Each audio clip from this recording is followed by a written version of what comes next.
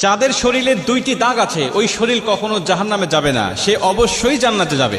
হাদিসটি সহিহ তিরমিজির 1669 নম্বর হাদিস এবং সহিহ আত-তারগিবের 1376 নম্বর হাদিস। হযরত আবু উমামা রাদিয়াল্লাহু তাআলা আনহু হাদিসটা বর্ণনা করেছেন।